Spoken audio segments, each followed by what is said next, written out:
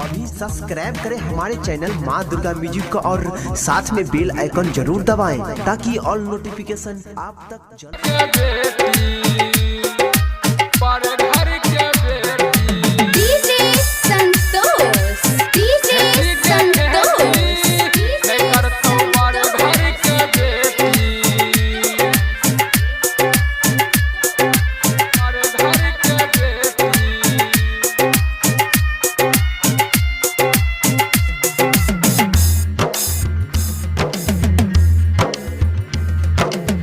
खेती गे खेती नहीं करतो बर घर के बेटी।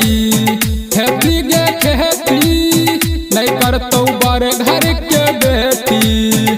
छी हम किसान सहबो नहीं गुमान। छी हम किसान सहबो नहीं गुमान। मरबो जे तकिया पारोती। खेती गे खेती नहीं करतो बर घर के बेटी। खेती गे खेती नहीं करतो बर घर के बेटी।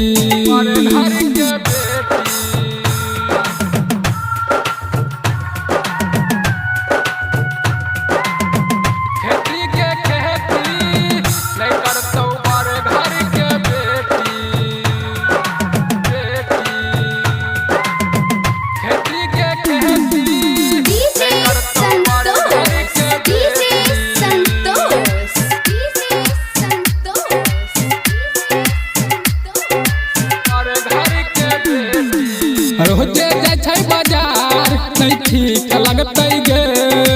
एक बीघा छै जमीन सब बीत जैतै गे। रोजे जाय छै बाजार नहीं नीक लगतै गे। एक बीघा छै जमीन सब बीत जैतै गे। एक बीघा छै जमीन सब बीत जैतै गे। खेती गे खेती नहीं करतो बर घर के बेटी। खेती गे खेती नहीं करतो बर घर के बेटी। छी हम किसान सहबो नहीं गुमान। छी हम किसान सहबो नहीं गुमान। मरबै जे तकिया पारोती। खेती गे खेती नहीं करतो बर घर के बेटी। खेती गे खेती नहीं करतो बर घर के बेटी।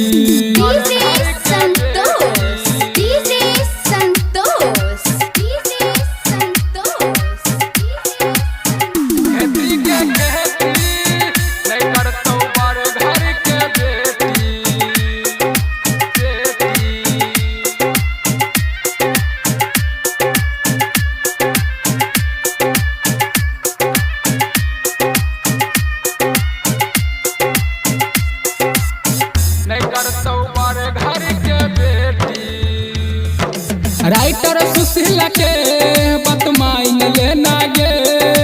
ओकरे लभर के घर आइन लेना गे। सुमित शर्मा के बतमाइन लेना गे।